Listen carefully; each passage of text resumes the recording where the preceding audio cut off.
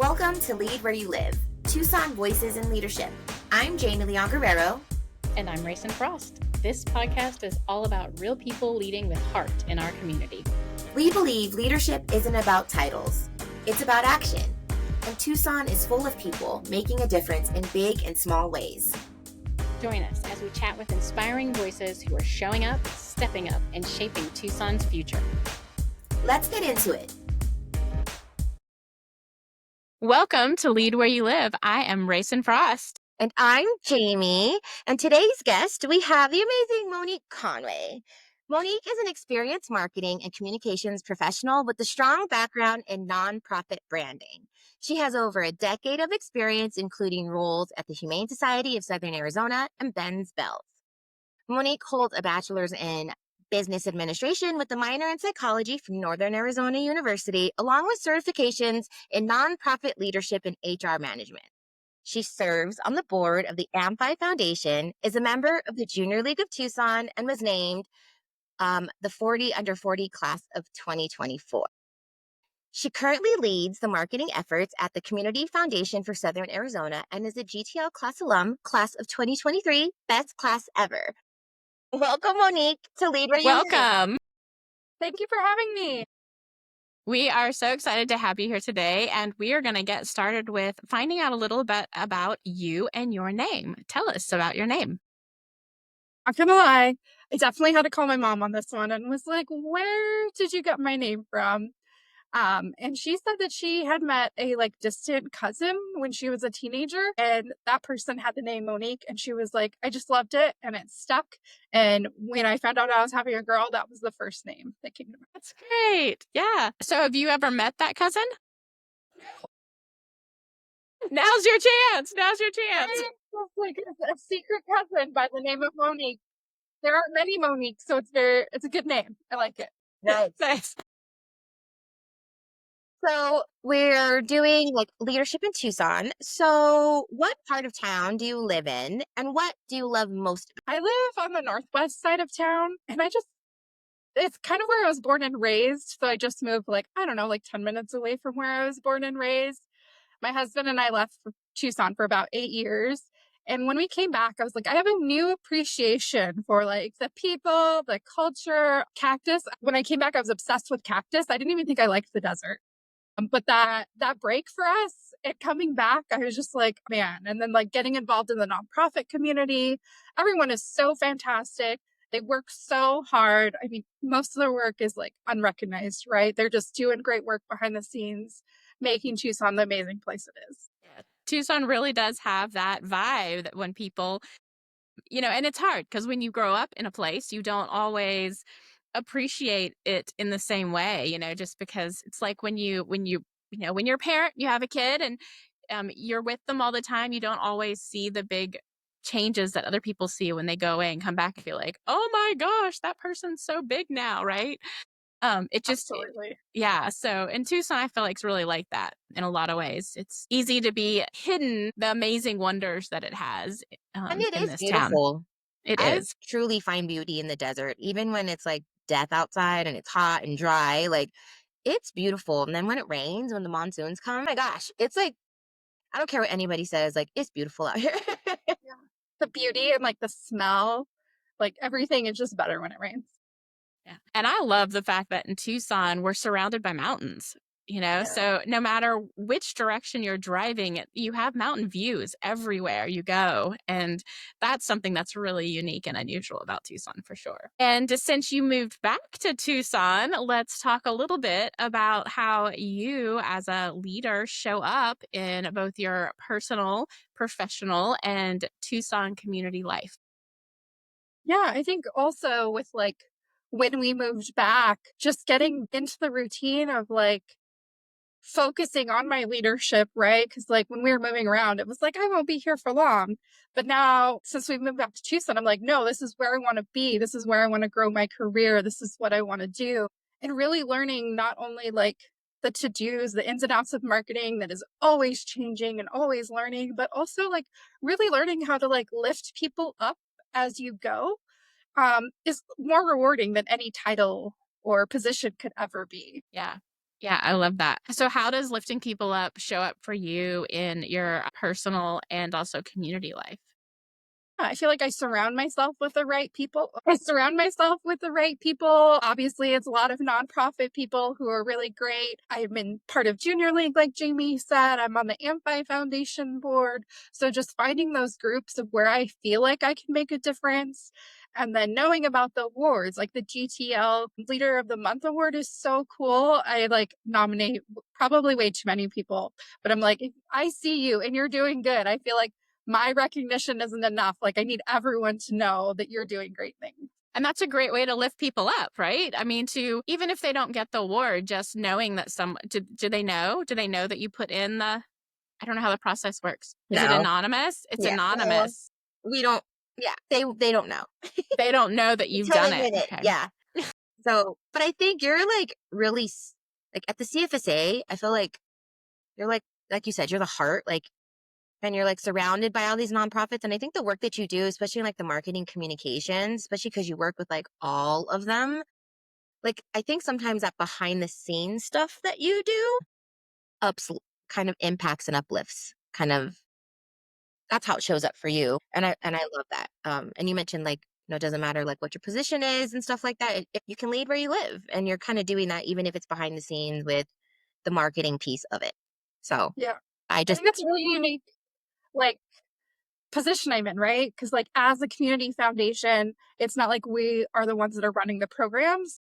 We're able to really recognize the people that are doing the programs that are making the difference. Because I'm not involved with the like investments or the grants, I'm kind of in this sweet spot where I just get to like take the best of the best yeah, and feature them and share them and like show up to their events. And it's so cool. I love this job. yeah, you're perfect for it. Yeah. They did So good by that's what choosing you. your entire job then is basically just about promoting others, which is Right? really cool and awesome. Yeah. Yeah. So we know what you do for work, but tell our listeners or people who are watching this, like, what's something about you that they might not know? I feel like people really close to me know that I have a son, but a lot of people don't know that he's autistic.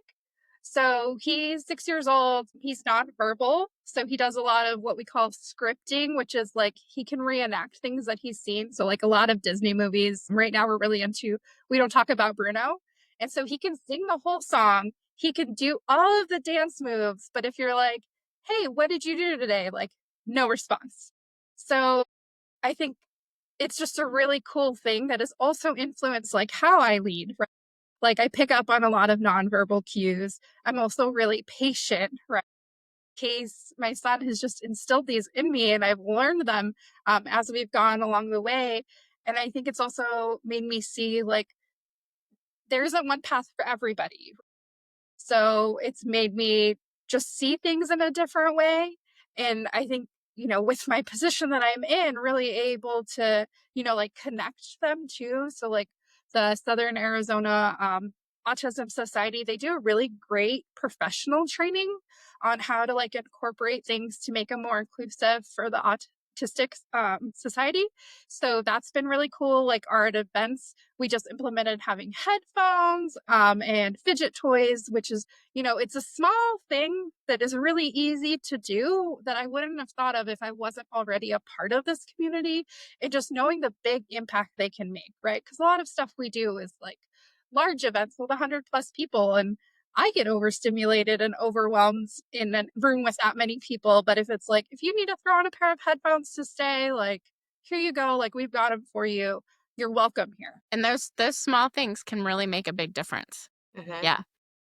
Yeah, in fact, I remember when I was going through some health issues where I was dealing with being overstimulated, basically in the same sort of thing at GTL. Like I would I'd step outside and take a brain break and, just in the quiet because even a room of 40 people was a lot going on and a lot happening. So yeah, that is definitely something that I don't think is a norm. It's not something we typically think about in our community with doing all these different events, whether it's educational or social, whatever the purpose of it, right? So that's really cool that you're able to take from your personal experience and bring that with a new way and a new light Look, perfect timing, a new light. Bring it out from the shadows and into the light for the event you all sponsor. Yeah. Oh, that was perfect typing. Yeah. But it's really cool when I do get to match the worlds because obviously my son doesn't attend many of our events, but when he does, it's super special to be able to have those outlets for him to be able to participate. Mm-hmm. But bringing that advocacy and making it the norm is so rewarding. And since you are at the Community Foundation, where a lot of GTL events are held, part of not a lot of them, but at least some of the beginning and end ones, the ones that aren't out in the community on a topic day. Can you tell us a little bit? You were also a participant of Lead Tucson, class of 2023, as we mentioned. So what's the biggest takeaway from GTL, and how has it impacted you or our Tucson community since you've graduated? GTL was so good for me. I feel like I was at a point where I'm like, okay, I want to do marketing as a career, but like, I don't know what my role in Tucson is. So, like, coming back to town, meeting like the key people in the community, learning about the issues specifically here in Tucson, it just really opened my eyes and like gave me an avenue of like how to do those things, right? Like, so I got real fired up at Education Day. Obviously, I mentioned my son's autistic, so it's like a really big deal when we're thinking about putting him in a public school, what that means. And we're in the Ampi School District, so I joined the Ampi Foundation board. I met somebody in our class that was working for them, and then we had like a tabling afterwards. And I was like, "Tell me more of what you need." And they were like, "Marketing," and I was like, "I'm your girl." like, like this is a great match for both of us. Let's do it. So yeah, it also helped me find my voice too, right? Like I didn't realize I was like that fired up about education. And then once we went through it, I was like, this feels like an issue where I can make a difference. And they put me with the people that I could make a difference with. And now I'm doing it. Like it's just like ABC, easy to do. And I'm so grateful for GTL and the networking, especially. Like I can go to any event in town, and as you guys know, it's like 1 degree of separation in Tucson. Everybody knows everybody, and if not, we both know somebody. It's the same person. Like, it's real easy. And then just like anytime we need something, right? You're like, I need a promo project. Oh, let me call Vera because she was a part of our class, and I've got you. Like she'll take care of it. Anything that you need is there's somebody in the class that can help you. And then even like for other classes, you're like, oh, you're a GTL alum. Like, what class are you? Like, what year did you graduate? What was your favorite issue day? There's just like that instant connection um, where you can just talk to people in town and get to know them. And it feels like a little family. Mm-hmm. It is. It's a little club we're all in. Yeah. Well, those were our initial questions. We've come to this point where we're going to ask you questions. You'll give your answer first, and then Raysun and I will go afterwards. You ready? What is a time you felt truly seen and understood by another person? And what made that special? So a time that I feel really seen and understood was my best friend from college. She lives in Flagstaff, Arizona, right? We're in Tucson, Arizona. When Case was getting his autism diagnosis, it's really overwhelming, right? Like the doctors are you like spitting information at you and you've got to catch up and understand what you're supposed to be doing. I read a book and I was like, oh my gosh, this really helped me understand, like, I think where he's coming from. And my friend was like, tell me the book. I'm going to read it. I'm going to check in with you. We can read it at the same time. Like, I want to be there for you. And her daughter is 3 months older than my son. She's neurotypical. So she didn't understand any of the journey, but she's like, I want to be there for you specifically. I know this is really hard for you. And I don't know how else to show up. So I'm just going to do whatever you do and we'll learn together. And that helped me so much, just knowing that there was somebody to go through it with me, even though that wasn't the circumstance they were in. And especially at the beginning where I didn't have like that community to talk to or like bounce ideas off of, right? We were just like, something's different and we don't know who to talk to or if this is normal or if this is abnormal or what to do. So that was really special to me. So for me, I think one time that I felt really seen and understood by somebody else was actually, I've been through a number of health issues. And I think especially if you are going through a health issue that is not visibly apparent to other people, and it was something that's not necessarily super common. And so when I actually was having a conversation with someone who all of a sudden said, wait, I have that same issue.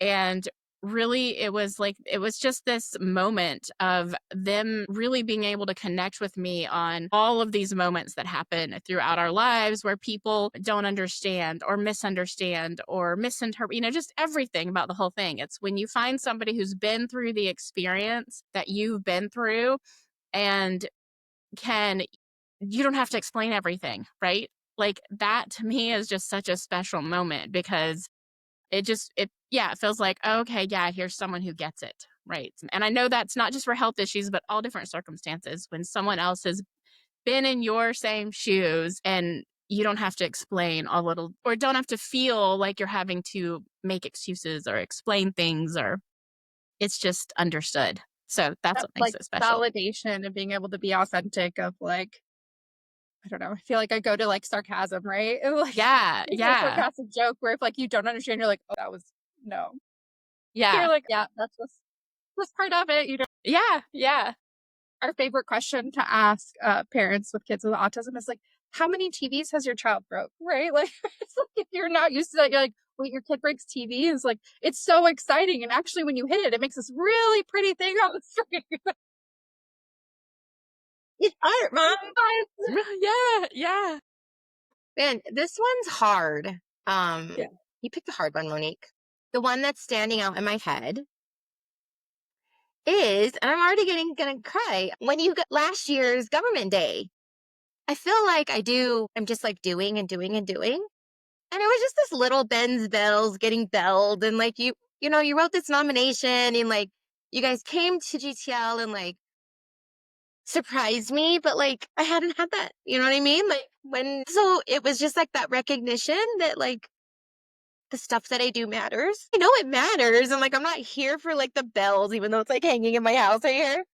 But I don't know, that's the one that's standing out, and maybe because you're in front of like, you're here on the screen with me, but, like, I just thought that was, like, really, really special because I don't see you often. We try to, like, lunch and stuff like that, and just the connections that I'm making in GTL, like, I call you friend, and you went out of your way and you didn't have to do that. I'm just like, it was really nice to be seen and, like, valued in that moment. So, that's the one that's, like, in my head.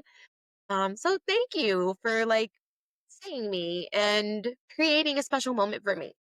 Yeah, and it's so hard to keep a secret from Jamie. I don't know if you've ever tried, but she's like, "Hey, girl, like, what are you doing here on Government Day at TP?" And I was like, "I was just like in the area." Oh my gosh, really was so busy. I didn't pick it up because it was like, oh, I think like remember lunch was coming and like all this stuff. So I was just like, you're like, go inside. I was like, I had to take pictures. Hold on. I don't know. That was special to me. Yeah, I Being was like, "JP, valued. give me the camera. I will take the photo. You need to go inside." And she was like, "Why?" And I was like, "JP, just listen to me." It was nice to be like seen and I felt valued. I felt special.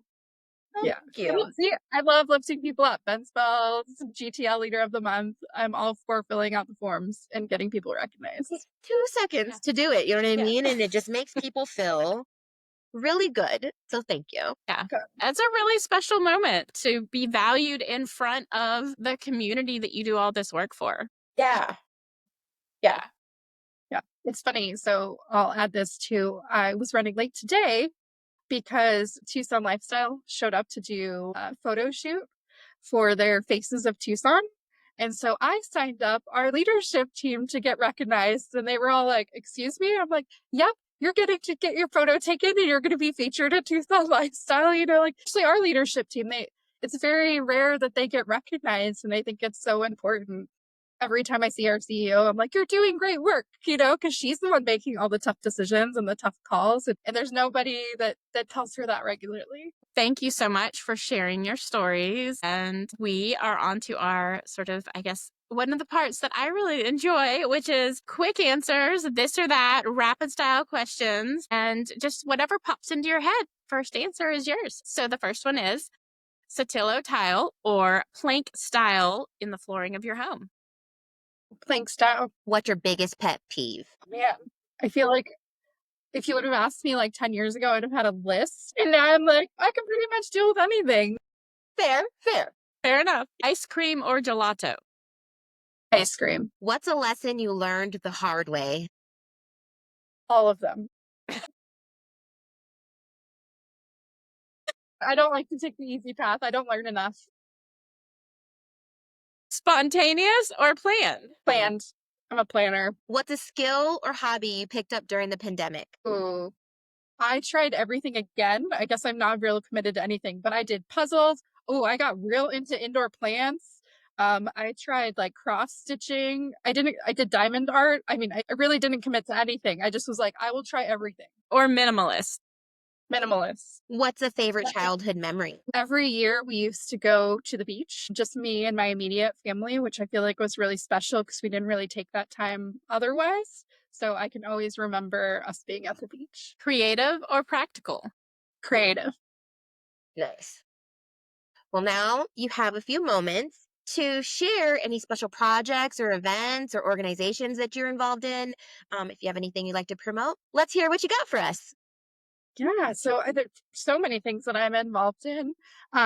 For Community Foundation for Southern Arizona, in the fall is where we do all of our initiative fundraisers, which is super exciting. So definitely recommend going to like cfsaz.org/events and checking out what events are coming up. We have about one every month, and they're so fun, and they're all so different because the communities that our initiatives bring together are so different. Thank you, Monique. Thanks so much for being a guest on Lead Where You Live. And we've really enjoyed this conversation. Thank you so much for having me. I appreciate you both. That's a wrap on today's episode of Lead Where You Live. We hope you're feeling inspired by our guest's story and the impact they're making right here in Tucson.